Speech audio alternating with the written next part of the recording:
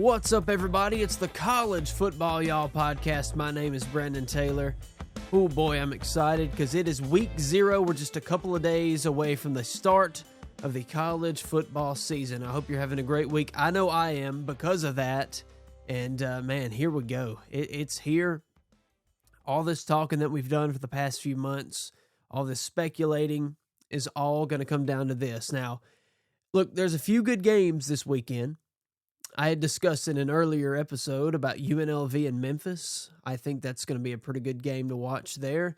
I think UNLV really has a chance to compete for that 12th spot in the college football playoff.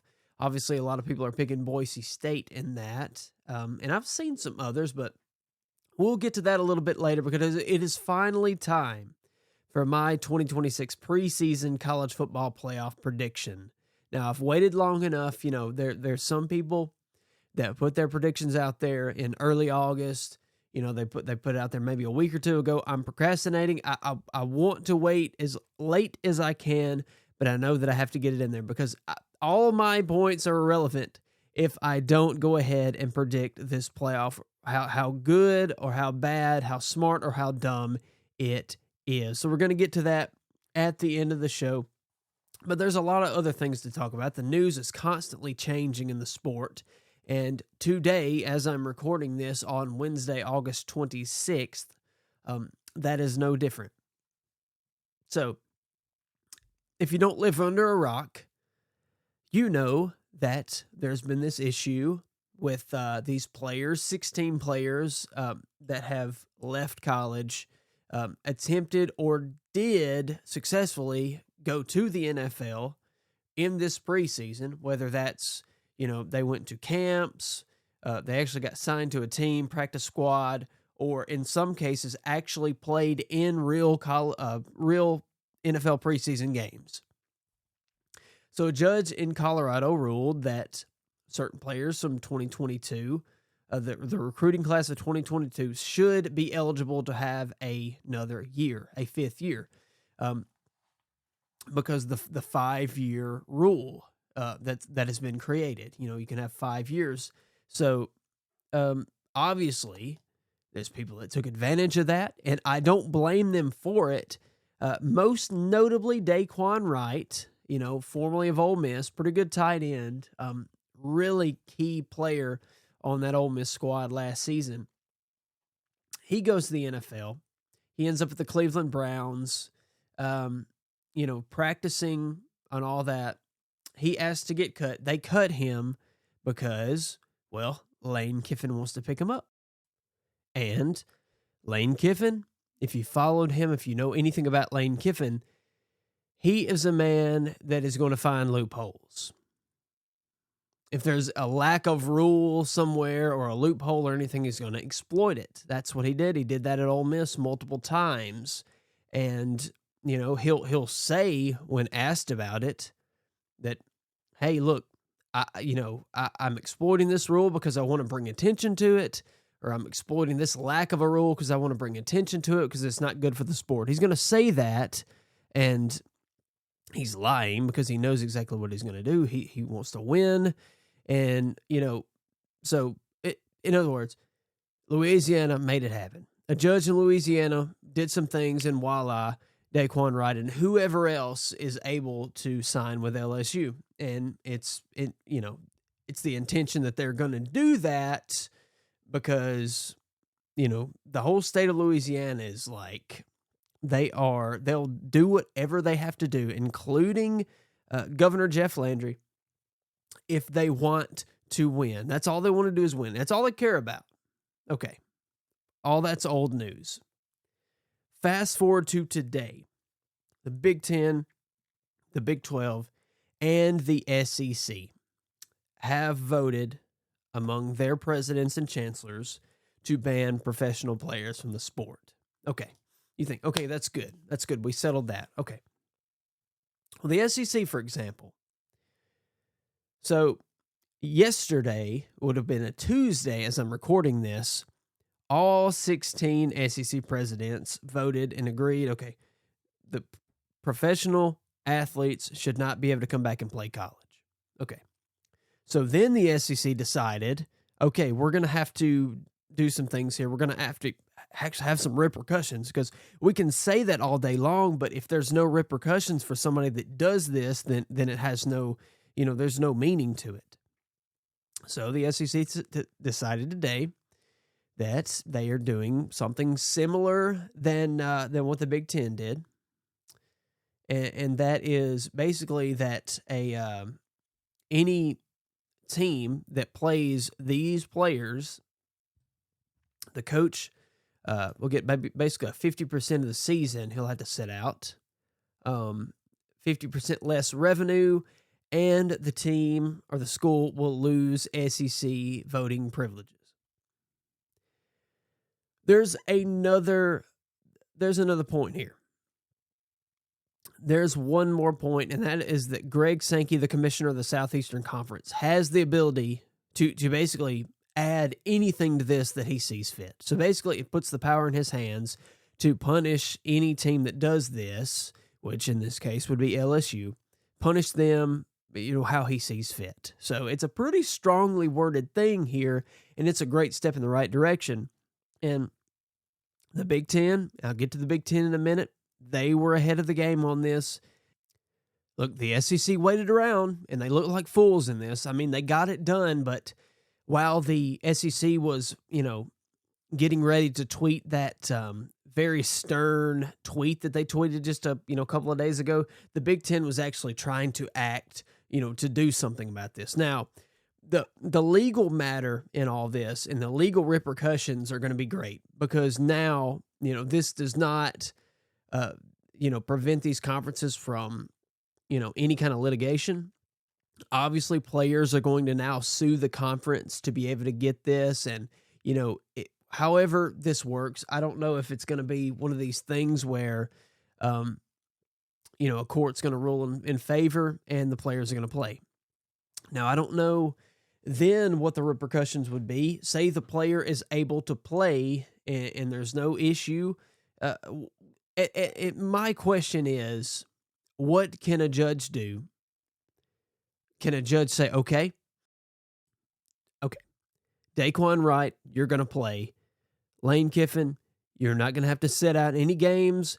The conference, you're not allowed to take 50% of the revenue away from the school. Okay. The 50% share is going to stay with the school. Okay. Is that how it's going to be?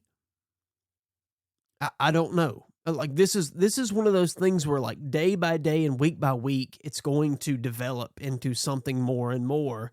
And we're going to, there's going to be the goalposts are going to constantly move on this. And that's just how it's going to be.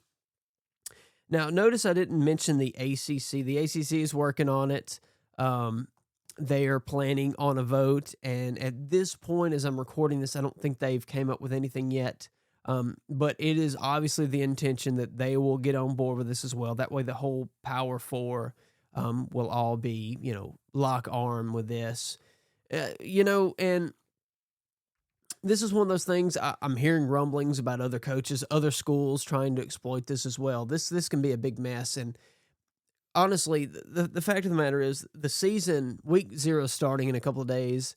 Week 1 is a week away. We're talking about less, single-digit days away from week 1. And we're going through things like this. This is a very unprecedented thing. And where the NCAA messed up was the timing on this whole thing. They messed up the timing with the 5-year thing.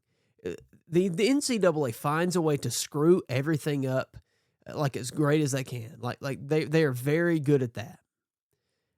They chose the wrong time to try to initiate this 5-year ruling, and I understand they wanted to go ahead and get that out there with everything that's been going on, and they wanted to have a response to everything, and I get that, but they opened up the door for this, and now we have to deal with this mess, and that is exactly what it is. It's a mess, but all this comes down to one thing, and maybe it's hyperbolic. Maybe this isn't right for me to say, but this isn't fair. But, not, a lot of things aren't fair. Life isn't fair, okay? That's a term as old as time. Life isn't fair. And sometimes, it's just not going to work out for you. Sometimes you're going to barely miss something like this. And it's unfortunate for these players, but it's kind of how it is. Think about all the players that got out of college right before NIL took place. And they're out there struggling. Maybe they didn't have too big of a career in the NFL, but they were really good in college. They could have made hundreds of thousands, maybe millions if they're in the right team, in college. And right now they're kind of just barely making it in the NFL, jumping from practice squad to practice squad, or maybe not even that. Maybe they're not even in the league at all. And, they just barely missed out on that. It's not fair, but that's just kind of how life goes. And we'll see how this goes over the next few weeks. Honestly, if you asked me to put money on it, I would at least put $5 on the fact that none of these players are going to be playing. Daquan Wright, Xavier Harris, any of them, they're not going to be playing this season. I would put money on it. I think something's going to happen, and teams are going to have to back off. Something has got to give. It's going to be an inflection point, and it's all going to come to a head eventually. That's my prediction on that. And that's just how that's going to go. But now that we've got all that mess out of the way, we can get to some more messes. And before I get to my college football playoff prediction, I do want to talk about a few coaches here. Now, I've already talked about some coaches in the SEC that are on the hot seat. And I'll bring one up again just to throw it in this list. But I wanted to go through some coaches across college football that had the most pressure this season. Now, this isn't necessarily like, okay, these coaches are going to get fired. Some of these coaches are, a coach on this list is getting fired this year. That's just how it's going to be. So, but what I'm saying is, this is not necessarily all these coaches are getting fired if they don't have a really, really good season.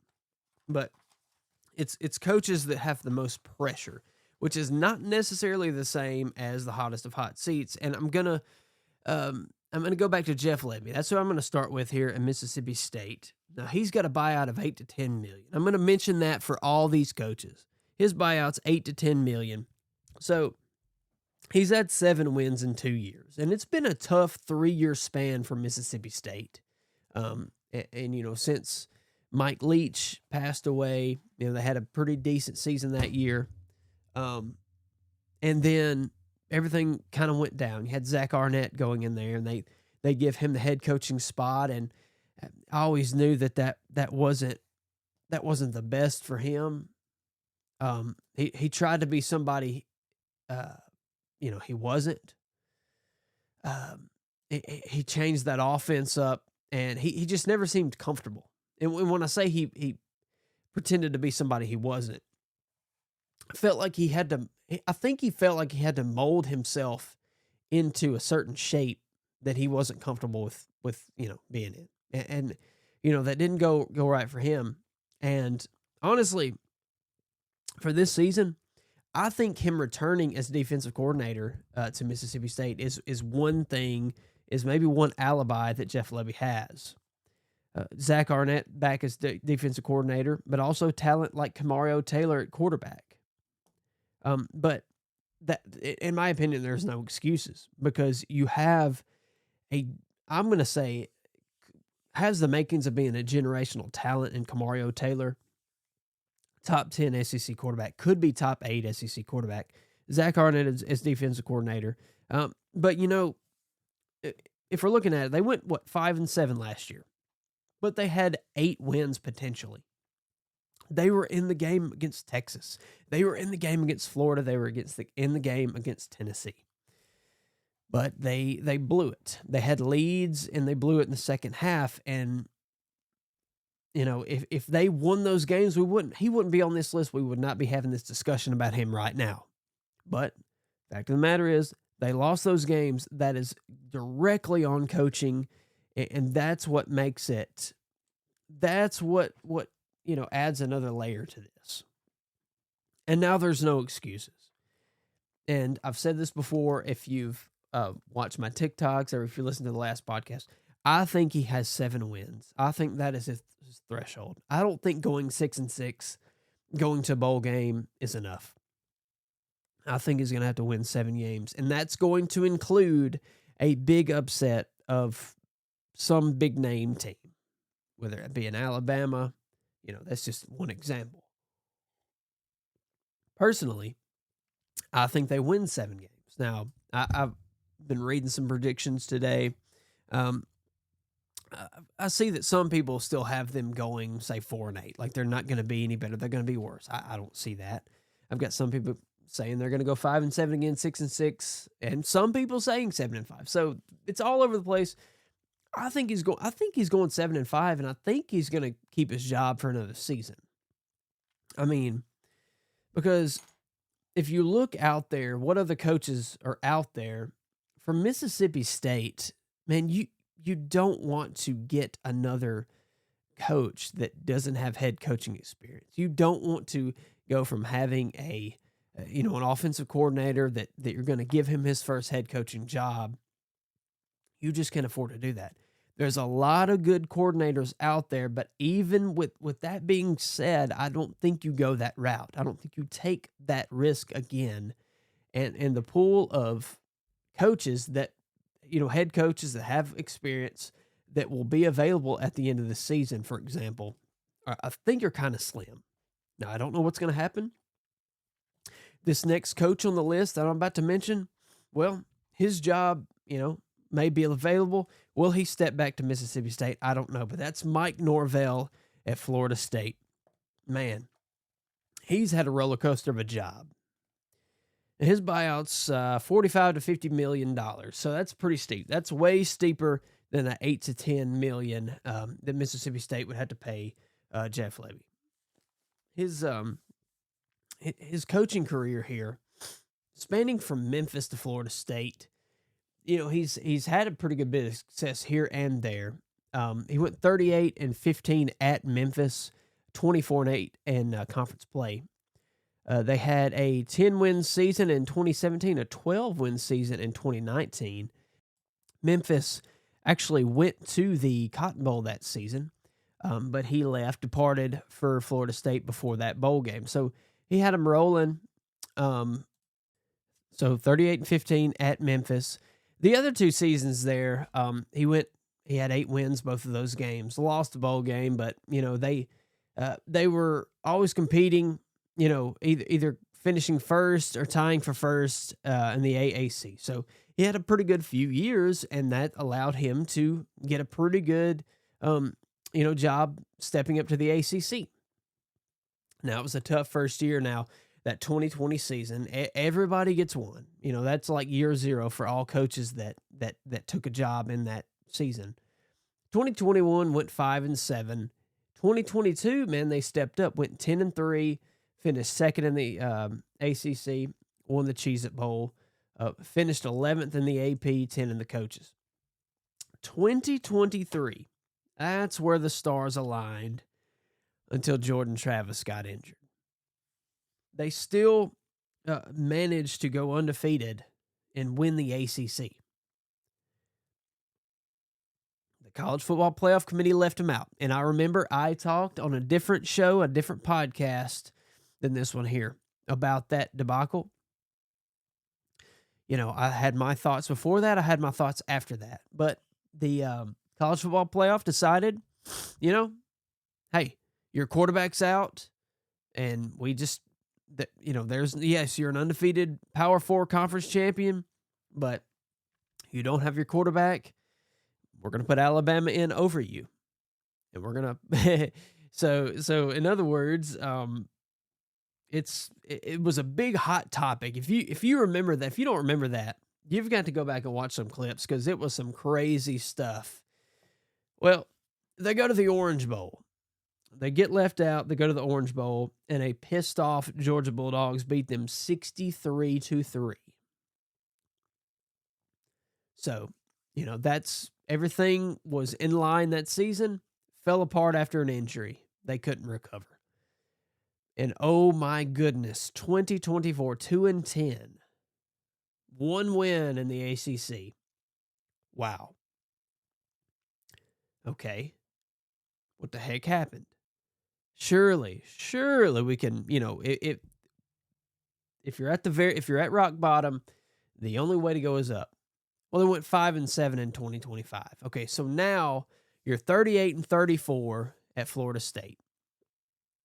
You were darn near, if you don't have that injury, possibly playing or competing or winning a national championship in 2023 to having two really, really bad seasons.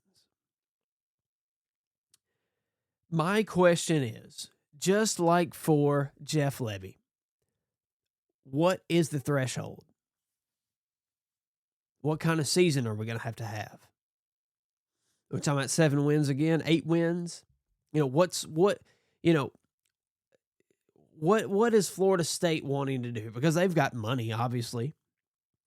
Can they pay that $45 to $50 million buyout? But they're dealing with the same problem that Mississippi State is, although there's a better chance that somebody would go, Florida State could get a bigger coach. Mississippi State, may have to, they may get the scraps.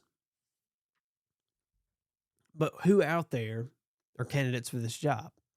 And this is something as the season goes on, and I kind of see the writing on the wall, that's when we'll start talking about this stuff. But I don't want to jump ahead of myself. So we're talking about all, as we're getting close to rivalry week 13, week 14, we get down there in late November. That's when we're really going to start talking about that and some hypotheticals, if it all goes south for these coaches. But what is the threshold for Mike Norvell? I'm not going to predict that. I know what the threshold for Jeff Lebby at Mississippi State is. I don't know what it is for Mike Norvell in Florida State. I know he's going, into year 7 there. And obviously he can't afford to have the same season that he had last year. And I don't know, is this one of those deals where if they come out and lose a couple games, early on, is he just going to be sent home? Looking at their schedule, they play an SMU team in week 2 that is not a pushover. Then they got to go to Alabama in week 3. So say New Mexico State week 1. So say you go 1-2 in your first 3 weeks. I mean,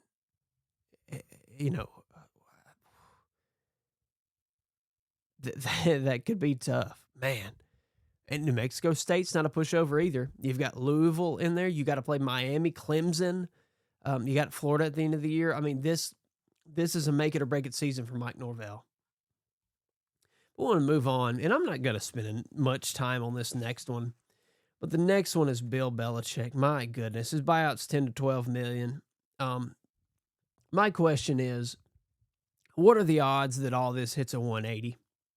He goes from having a 4-8 season to, winning two conference games to maybe competing for the ACC. I'm not saying it's going to happen. I'm not predicting it to happen. I don't even know if he makes a bowl. But what are the odds that he turns this thing around? Maybe okay. The first year for Belichick in college was a test. Okay, he's feeling his way around. Are things going to change? I don't know. This is one of those things where, like, I would rather you, the casual viewer, or you, the big time football fan, tell me what you think about it, because I don't want to say that Bill Belichick's going to do anything, because I feel like they're going to have another lackluster season, and he's probably going to get on out of here, whether they fire him or he just leaves, resigns, retires, whatever. I would really like to see what the public has to say about Bill Belichick and the North Carolina Tar Heels. Moving on to a couple more here. One that I've talked about, Shane Beamer at South Carolina. And I've been a little tough on Shane Beamer here and there. His buyout's somewhere between $22 and $25 million. So far, he's 3 games above 500. He went 4-8 in 2025. My question is, can South Carolina afford a sub $25 million buyout this season? Like, that could be one thing that's saving them. what's the pressure is a similar thing with Mike Norvell, except it's not near I just don't see it as being that extreme. You had that good season. You were a fringe college football playoff team in 2024. 2025, you have a terrible season. You know, you've got a good quarterback in Lenore Sellers, and he's going to be back, and he's going to be good. But my question is, who out there could do any better? Like, who's to say that Shane Beamer doesn't have a pretty, 8-win season this year, 9-win season? I think he saves his job if he can manage to do that. What is my prediction for South Carolina? Oh boy, I got him going 5-7. My bad. I've got him going 5-7, and if that's the case, he may be out of there. But it's South Carolina fans are hard to gauge because they're either he's our guy, we're standing behind him, he's our guy, that nothing's going to happen, he's not going to get fired, we're going to be fine. And then on the other hand, there's people that want to burn him at the stake. They're saying, oh, he should have been fired already. They should have fired him at the end of last season. There's no in between. So I don't think he's going to get fired this year. His seat is not at the hottest of hots. It's at a moderate temperature. But just like with some of these other coaches, how many more excuses can you make? The last coach with pressure in 2026, Lincoln Riley at USC. And I mention Lincoln Riley occasionally. His buyout, a whopping $60 million. And the thing about Lincoln Riley, man, he was incredible at Oklahoma. He just has not been able to sustain that consistency at USC like he did at Oklahoma. And his seat's not on fire, but he has to have a sense of urgency this season. That first season, when he came to USC, man, it was magical. 11 wins. Caleb Williams wins the Heisman Trophy. He's got the tools for success there. He's got the money. They've got the resources. Where's his threshold? Is it CFP or bust? I would assume that they're not afraid to pay that buyout. They're one of those schools out there, in LA that they're not afraid to spend $60 million to get rid of a coach. But another layer to this, that first year, they were not in the Big Ten. They moved to the Big Ten after that. And it's hit them hard. How long before USC is competing with Ohio State? You think you got now you've got Indiana, which is a big competitor in the Big Ten, so that's another school. What do we do here? Where do we go? Now, USC didn't have a bad season last year. They went 9-4, so they've trended upwards. They entered the Big Ten in 24. They went 7-6, 9-4 last year. We're talking about 10 wins this year. I don't have them, and you'll see later. You'll see later in my college football playoff prediction if I do have them. I'll just go ahead and tell you. I don't think USC's making the playoff. I think they're good, but I just don't see them taking that step. And I fear that they're going to, go ahead and cut ties with them if they don't make it. That would be egregious. Like, I think Lincoln Riley, if he has a season comparable to last season, I think he's going to be around. I think he could have 2 or 3 seasons like that. But at what point is USC, the administration, and the fans going to expect them to be, beating Oregon or beating Indiana, beating Ohio State, competing for Big Ten championships. Because of all this stuff that's happening, at the very top of that conference, USC has fell back into the second tier. Because the first tier is what? It's Ohio State. It's Oregon.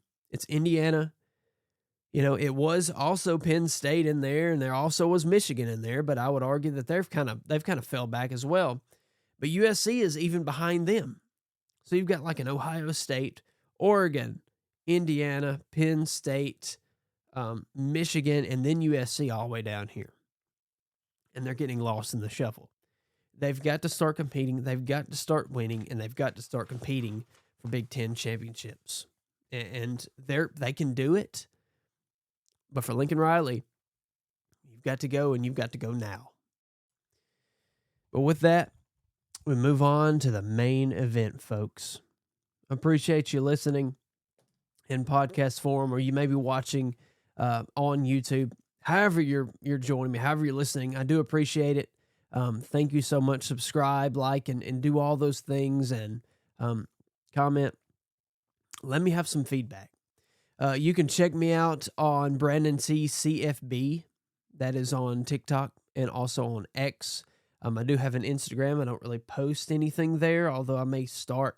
Not really sure, but I do TikToks. I upload my shorts to YouTube. I do full podcast. I do certain other videos. So check all that out if you want to. If you love college football and you want to just hear somebody else talk about it, because, when you search college football or you look at your For You or page or all those things, you see all the national guys, you see the big wigs, you see all the usuals, and sometimes you want to hear things from somebody else, a different perspective, and not somebody that just has, hot takes, not somebody that's looking for clicks, just somebody that loves college football and just loves talking about it. And that's what I'm trying to do here at College Football Y'all.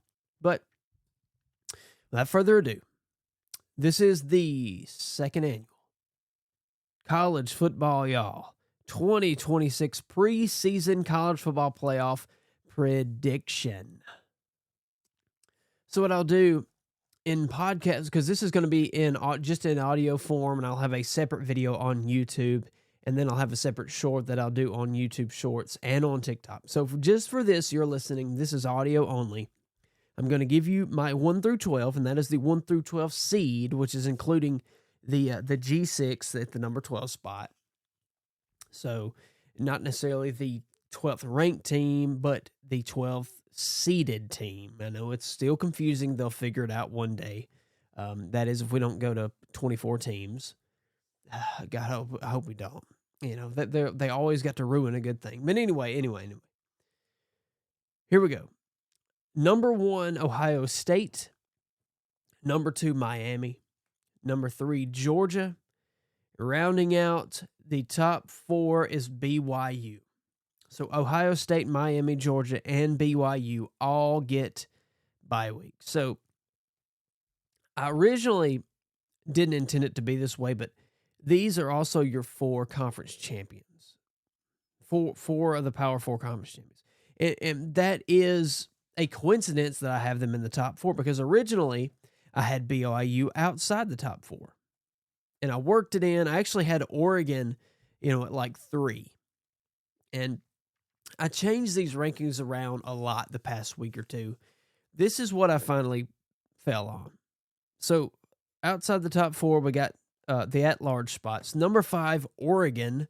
Number 6, Texas. Number 7, the defending national champions, Indiana. Ole Miss at number 8. Oklahoma at number 9. Notre Dame at 10. That's controversial to a lot of people. Texas Tech at 11. And UNLV making it into the playoff at number 12 as the highest-ranked Group of 6 champion, who will somehow beat out Boise State to make it into the playoff. So immediately, somebody is going to say something about me having Notre Dame at 10, because I've seen a lot of brackets that have Notre Dame at 1. Do not have them at 1. They're at 10 in mine. I don't think they're going to be undefeated. And honestly, Even if they are undefeated, I don't think their schedule is worthy. I mean, that means they'll be beating BYU and they'll be beating Miami. So obviously, that puts them up there, but I don't see an avenue where they're number one, because I don't see them putting a Notre Dame team, independent, no conference, ahead of an Ohio State that may also go undefeated and win their conference championship, or maybe lose one game but still win the conference championship. I don't see it. But anyway, that's not the case. I've got them at 10. It's okay. They're in the playoff. They should be happy. So that's all well and good. But I bet you want to know how this all breaks down when it comes to the bracket. So I'll try to explain it the best I can in audio form. So I'll start with the left side of the bracket. The first of 4 first-round games. Number 9, Oklahoma, traveling to Oxford to play the number 8 ranked Ole Miss Rebels. The second game, UNLV at number 12, traveling to Eugene, Oregon to play the number 5 Oregon Ducks. Third game, number 10 Notre Dame, number 7 Indiana, and the fourth game, number 11 Texas Tech, number 6 Texas. Really 3 good games for sure. Now, Oregon, again, is in that magical spot where they get the really good G6 team. Now, there's only going to be one G6 team in my playoff this season. But they get that game, so they catch a break there. Oklahoma, Ole Miss, that's going to be a rematch from earlier in the season. That should be a heck of a matchup. Notre Dame, Indiana, must-watch game. Texas Tech and Texas, man, that's going to be a barn burner. So I really like these matchups. So not only do when I start to make these rankings, I try to do my seeds without thinking of the matchups and the parts of the bracket and how it's all going to work out. I try to figure out my 12 seeds first and then see how, they all match up. Because, yes, I want to see certain matchups, but I don't want to, really change the bracket. I don't want to see the bracket with my own eyes and change things up based on how I see it. I want to seed the teams how I think they should be seeded, and then the bracket's just going to fall into place as it is. So the Oklahoma Ole Miss game will be followed by, they'll be in the same bracket with the number 1 seed. UNLV Oregon will be in the bracket with number 4. Texas Tech, Texas will be with number 3, and Notre Dame, Indiana will be with number 2. So going back to the left side of the bracket, the winner of Oklahoma Ole Miss will play number 1 Ohio State. The winner of UNLV Oregon will play number 4 BYU. The winner of Notre Dame Indiana will play number 2 Miami. And the winner of Texas Tech and Texas will play number 3 Georgia. So that's the bracket as it is. Now for my predictions. Continuing back on the left side of the bracket, I have Ole Miss beating Oklahoma. I have Oregon beating UNLV. I have Indiana beating Notre Dame, putting Notre Dame out in the first round. And I have Texas Tech losing to Texas. So Texas advances, Indiana advances, Ole Miss advances, and Oregon advances. Starting again with the left side of the bracket, Ole Miss versus Ohio State. What a matchup. What a freaking matchup. 2 great quarterbacks. But unfortunately for Ole Miss, they don't make it to the semifinals again. Because in this matchup, Ohio State just has too much. They win that game. Man, I would love to see that game. So Ohio State advances to the Final Four. All right, Brigham Young and Oregon. I've got Oregon beating them. So you've got a first-round team that has made it to the semifinals. Moving on, I've got Indiana and Miami. Indiana, Miami. This, to me, Miami's a great team, and they're going to be just as good as they were last year. I've got them winning. So Indiana's out. They're not going to repeat. They're not going to even make it to the Final Four. Miami makes it through. Georgia and Texas, man. Georgia and Texas, but Georgia, they get it done. And Sark, yet again, with all that firepower, with an incredible quarterback, with a team, with all the resources, he fails to even make it to the semifinals. So right now, the semifinals, the Final Four teams, Ohio State versus Oregon and Miami versus Georgia. Two incredible matchups.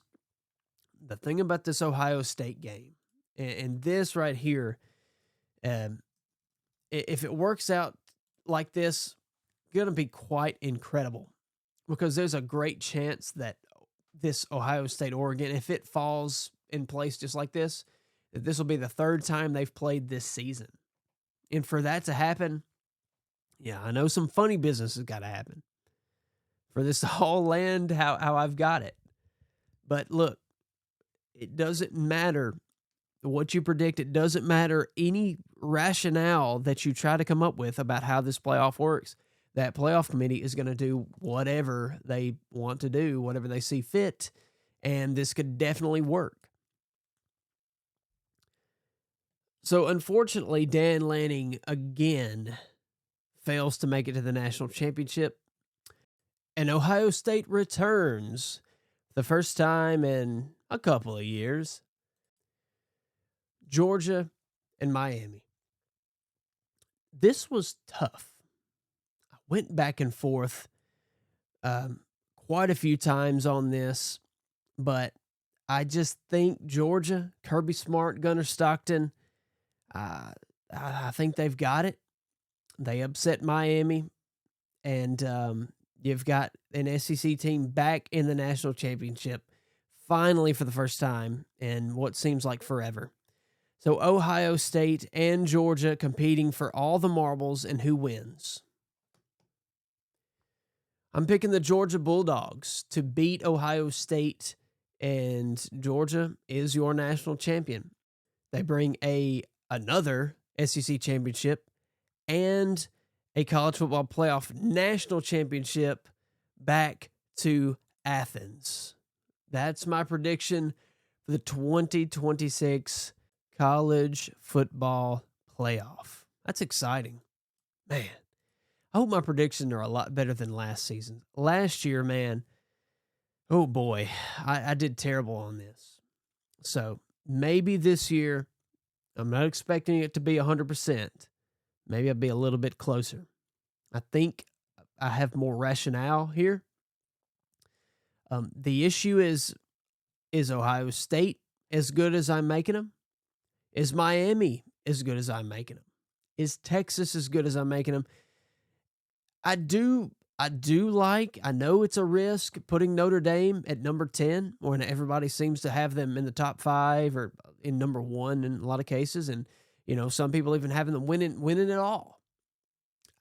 I think where I have them is closer to the truth. Now, they could win that game versus Indiana, and it could be them in Miami in a rematch in the quarterfinals. That would be a heck of a game. And who knows?